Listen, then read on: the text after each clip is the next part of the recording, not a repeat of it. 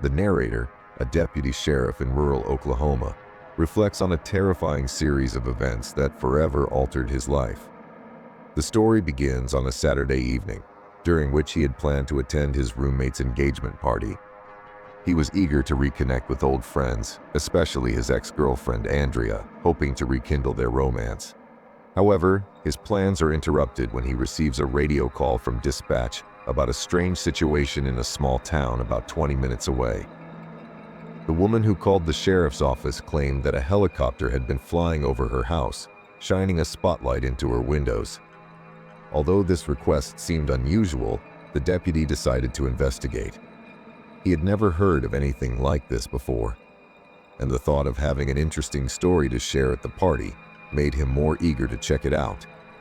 As he approached the town, the woman's home was located a mile outside, on a large piece of land that had its own private road. The area was heavily wooded and overgrown, making it hard to see the house clearly from the main road. However, as he neared her home, he noticed a long searchlight beam illuminating her top floor window and extending into the dark sky. As he got closer, something unsettling caught his attention. Helicopters are loud, and he had witnessed many of them during his time in the Navy. Yet, the light above the house remained eerily silent.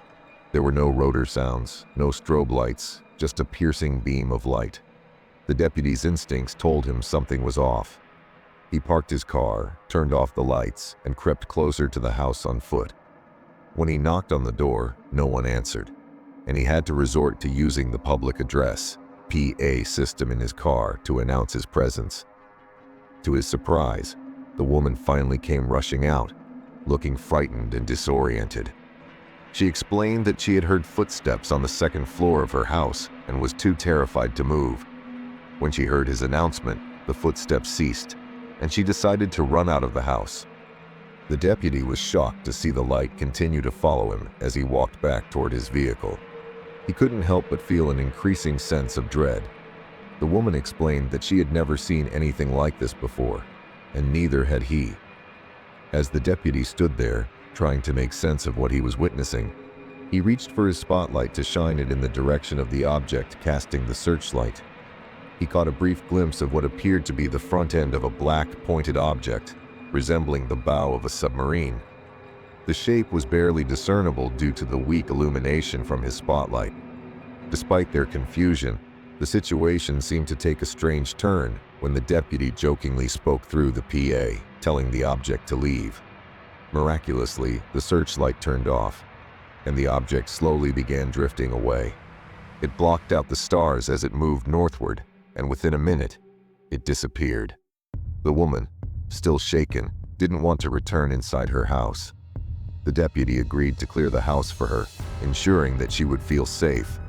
After a quick sweep, he reassured her that everything seemed calm and left, still unsettled by the bizarre event.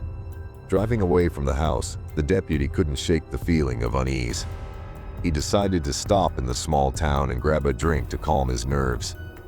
But when he turned down the main street, he saw that the searchlight had returned, illuminating the woman's house once more.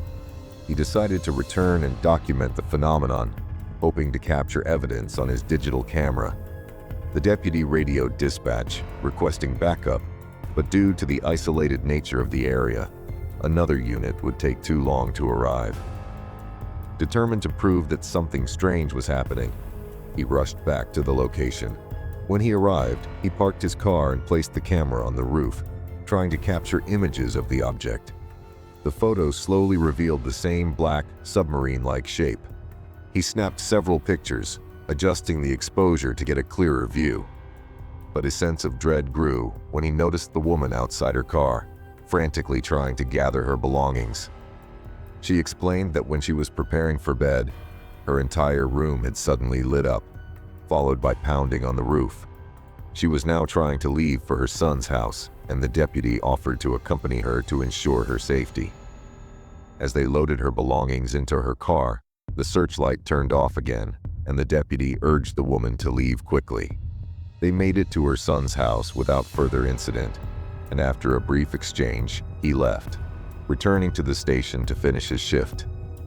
At the station, The deputy shared his strange experience with the dispatchers, who were understandably on edge.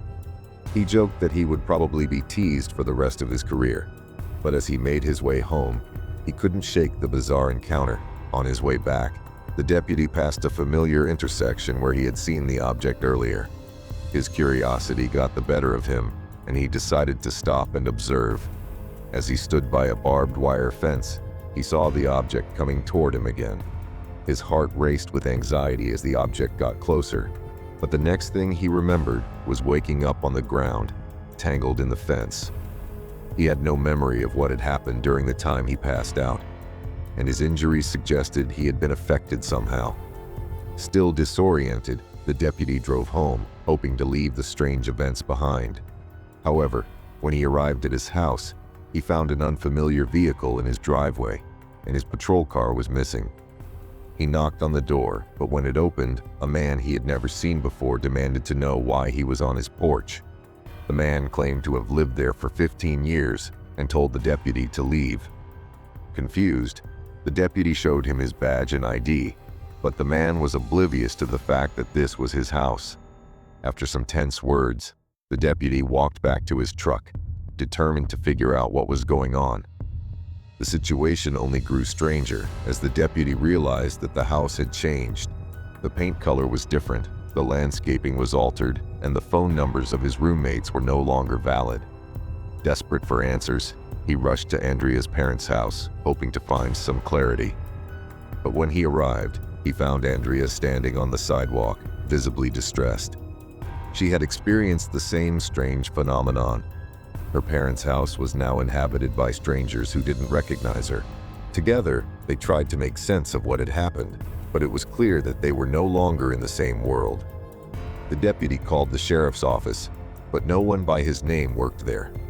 At this point, they realized they were trapped in a strange alternate reality. With no answers and no way to go home, they were left to start over in this new world. They remained together, building a life from scratch, but the unsettling memories of that night lingered. Years later, after adjusting to their new lives, the deputy nearly forgot about the events that changed everything. But one weekend, while cleaning out a closet, he found his old digital camera. He considered reviewing the photos that captured the UFO and the bizarre object, but the fear and anxiety of that night still weighed heavily on him. His wife, Andrea, had stopped waking up crying from nightmares, and he didn't want to bring up the painful memories. For now, he chose to leave the camera packed away, uncertain whether to revisit the terrifying experience that altered the course of their lives. I hope you like this story. Please let me know in the comments below. If you like this video, then subscribe to the channel because you will get to see similar videos on this channel. I'll see you again in a more scarier story.